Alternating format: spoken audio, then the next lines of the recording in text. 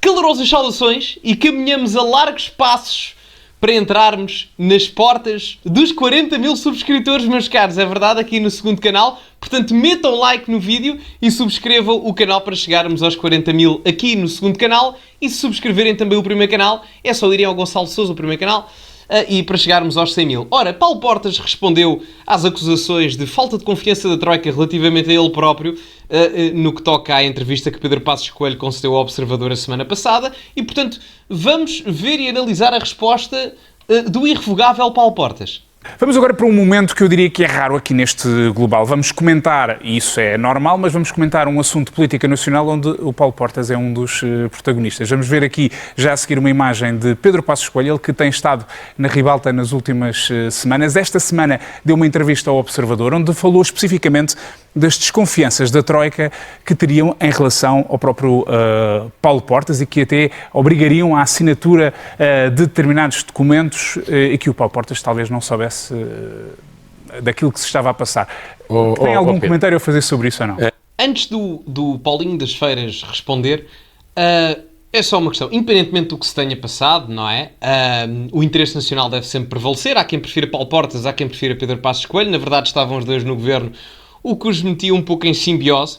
Mas isto para dizer que o Paulo Portas não tem a melhor fama para muita da estrutura do CDS. Não digo a atual, mas até do passado.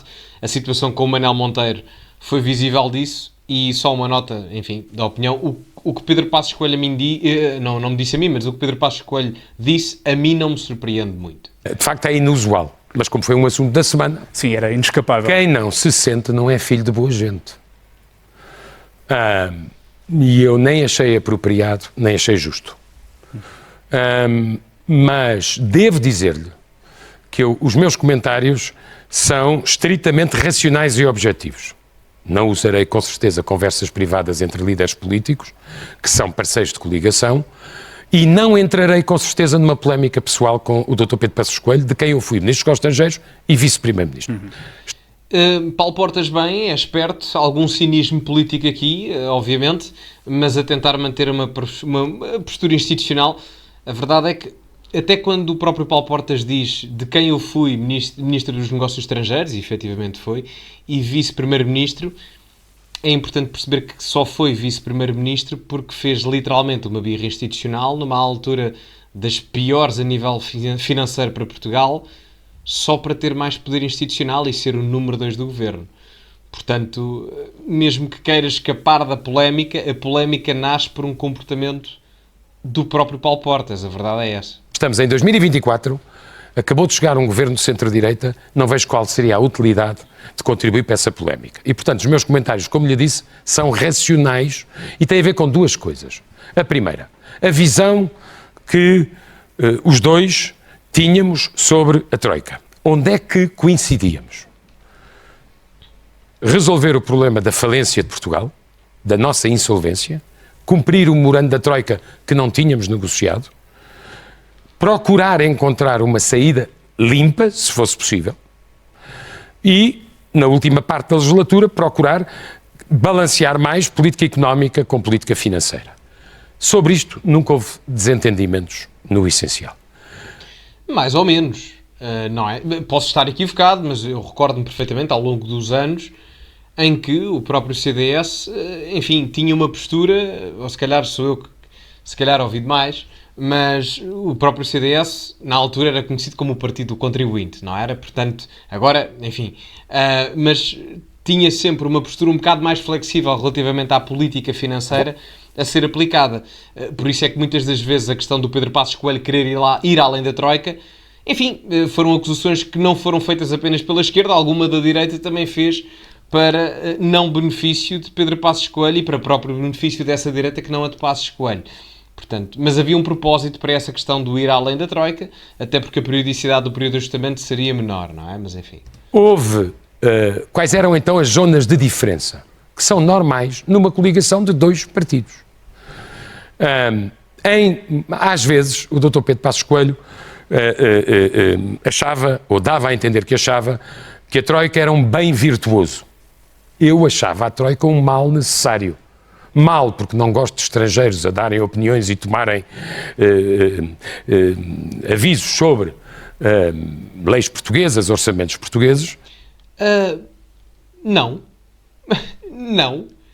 É que, não sei, porque se não gosta, e digo isto com o maior respeito, mas se não gosta, então a postura institucional que o CDS e o próprio Paulo Portas deveriam ter com a União Europeia nos dias de hoje deveria ser muito mais eurocética do que aquela que é. Eu não estou a dizer que o CDS não tem um quê de euroceticismo, porque tem. Agora, não me parece que esta quantidade de crítica relativamente ao intervencionismo externo na questão legislativa seja suficiente para caracterizar aquilo que é o Paulo Portas nos dias de hoje em termos de antagonismo a esse intervencionismo externo. Porque não estaríamos a ser honestos.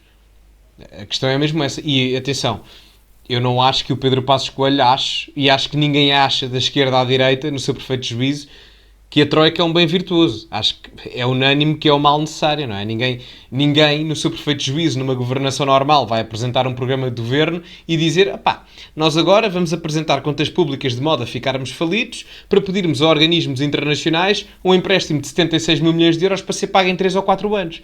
Ninguém, no seu perfeito juízo, acha que isto é um bem virtuoso, não é? Portanto, acho que há aqui uma hiperbolização pejorativa relativamente ao Passos Coelho. Enfim, gostando só não, acho que não. A crítica aqui não se adequa. Mas nós é que nos tínhamos colocado nessa situação. E, portanto, era necessário cumprir o programa, cumprir os seus objetivos, para termos acesso a dinheiro e podermos recuperar a nossa soberania. Não recuperámos. Lamento imenso. Não recuperámos. Aliás, a nossa soberania hoje está muito inferior, muito mais inferior do que em qualquer momento da nossa história. Eu até vou ser algo polémico aqui, mas literalmente olhando apenas para as questões de soberania, Portugal, no período do domínio espanhol, entre 1580 e 1640, antes da restauração da independência, Portugal tinha mais independência, tinha mais soberania nesses 60 anos do que tem hoje dentro da União Europeia. Como é que eu posso dizer que um país é soberano quando mais de metade das nossas leis vêm de Bruxelas? Mas isto o Paulo Portas não diz. E isto não é um exagero. Aliás, há anos em que a legislação chega quase até 70%. 70%. Portanto, enfim, a única forma de Portugal recuperar a soberania e plausível de manutenção da saúde financeira e económica do país é através da realização e da assinatura de um novo tratado europeu. Isso terá que ser o primeiro tratado europeu que retire poder às organizações supranacionais e devolva aos Estados-nação de modo a haver um maior equilíbrio entre aquilo que é o poder nacional e o poder supranacional dos organismos europeus. Porque senão, todos os tratados, desde o Tratado de Roma de 57 até aos dias de hoje, a única coisa que fizeram foi retirar soberania aos Estados-nação para colocar essa soberania, e soberania é poder, nas organizações supranacionais que depois, posteriormente, a nível económico, de defesa, de segurança comum e política externa, defendem e definem aquilo que irá acontecer na estratégia política de cada país. E eu gostava que o Paulo Portas se focasse mais nisto para comprovar aquilo que está a dizer. E o próprio CDS, já que está no Parlamento Europeu. Ainda, acho que irá continuar, mas ainda está. Disso decorria uma alteração, uma diferença também. Não raramente o Dr. Pedro Passos Coelho usava aquela expressão do ir além da Troika. Eu sempre fui mais cético sobre essa ideia, embora também seja justo dizer que essa ideia se aplicava sobretudo a reformas e não a medidas. Mas para mim, certo, para aguentar aquele programa que resolvesse a falência de Portugal e nos permitisse recuperar a nossa normalidade, era preciso coesão social na sociedade portuguesa. Era preciso que as pessoas sentissem que os sacrifícios eram equitativos, que as restrições eram distribuídas e não passavam um certo limite. Bom, a TSU das pensões, ou seja, uma nova taxa sobre os pensionistas de sustentabilidade. Só um pormenor, o Paulo Portas é espertíssimo, é inteligentíssimo, de tal forma que isto começou por ser uma conversa e uma justificação da polémica do Passos Coelho, e ele neste momento está a falar de TSU, pensões e reformas. Muito inteligente. Em termos comunicacionais, está de parabéns. Apanha muita gente. A mim não, mas apanha muita gente. Não, mas está literalmente de parabéns. De tal forma que eu nem vou aprofundar mais, até vou deixar passar. Mas muito inteligente por parte de Paulo Portas. Fantástico. A sério, não estou a ser irónico, estou mesmo a falar a sério. Foi um dos momentos difíceis. Foi. E polémico. E foi, com certeza. E aqui também é só dar o filme das coisas aos nossos telespectadores. A medida vinha como medida estrutural, portanto obrigatória de cumprimento e condição de acesso a financiamento. Depois dessa tensão, que foi de facto dura, essa medida passou para opcional e deixou de ser condição de financiamento. Eu que achava uma penalização dupla sobre os pensionistas e achava que isso passava aos limites e ia criar a ideia nos idosos de que estavam a ser escolhidos como alvo de um programa, eu acho que o tempo me deu razão, com toda a franqueza. Eu percebo o que é que o Paulo Portas diz aqui, só um pormenor, é que convém perceber é que o povo português não é duplamente prejudicado, é várias vezes prejudicado no sentido em que a carga fiscal incide cada vez mais em termos percentuais do PIB, relativamente ao que era há 10 anos atrás com a Troika, de uma forma muito, mas muito superior, e nem sequer há comparação possível. Na altura era 32% do PIB, agora ronda quase os 40%, ou seja, aumentámos quase 8 pontos percentuais. 6 meses depois dessa medida passar de estrutural para opcional e só usada em último recurso, fui eu e a Ministra das Finanças que dissemos que a medida já não era necessária. E, portanto, se não era necessária, provavelmente era exagerada.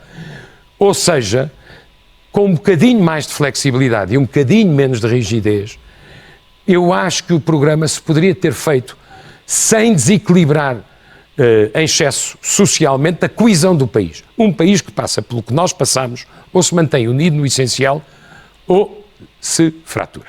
Mas eu, por acaso, não acho que o país se tenha partido, muito honestamente. Tanto que quem ganhou as eleições foi o PSD e o CDS. É verdade, com menos votos do que... Nem sei se foi com menos votos, mas foi com menos percentagem de votos do que em 2011, agregados, não é? Mas, mesmo assim, não creio, não concordo de todo. Aliás, havia e ainda existe, pelo menos esse sentimento em grande parte da sociedade portuguesa nos dias de hoje, que entre 2011 e 2015 foram feitos sacrifícios para hoje as coisas estarem minimamente melhores.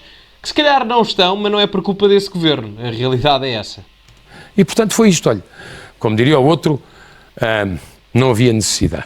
Deixe-me só perguntar-lhe se sabia, afinal, ou não sabia desta exercício da Eu Troika. fartei-me não, mas assinei várias cartas para a Troika, mas há uma coisa que eu lhe quero dizer. Em democracia... Portanto, não sabia. Ficamos aqui a saber que Paulo Portas confirma que não sabia e Pedro Passos Coelho, enfim, revelou aquilo. Também não sei se foi a melhor questão de ter revelado isso publicamente.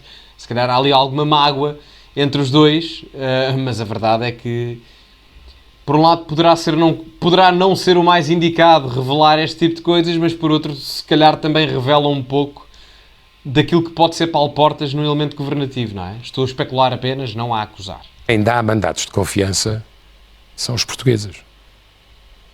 Eu tinha a certeza que, apesar das dificuldades, estava a servir o interesse comum, o bem comum e o interesse nacional.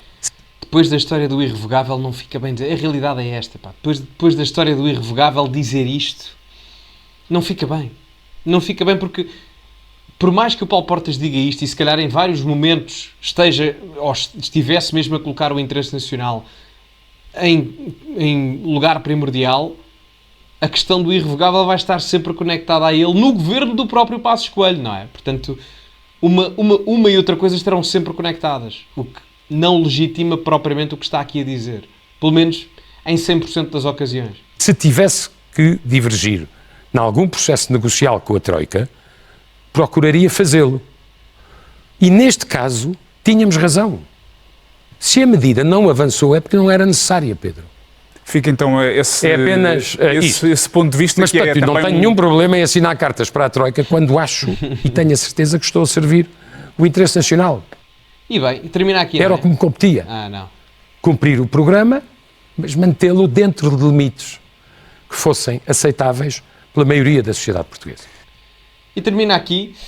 Bom, meus amigos, foi isto, o bife entre Paulo Portas e Pedro Passos Coelho. Deixem a vossa opinião nos comentários, tendo em conta que eu já deixei a minha previamente neste vídeo, ao longo do mesmo, e portanto ao longo dos comentários vocês expressem a vossa, exprimam-se. Portanto, meus amigos, muito obrigado a todos, metam like no vídeo, subscrevam, partilhem também nas vossas redes sociais e, como é habitual, acima de tudo, cultivem-se e até à próxima.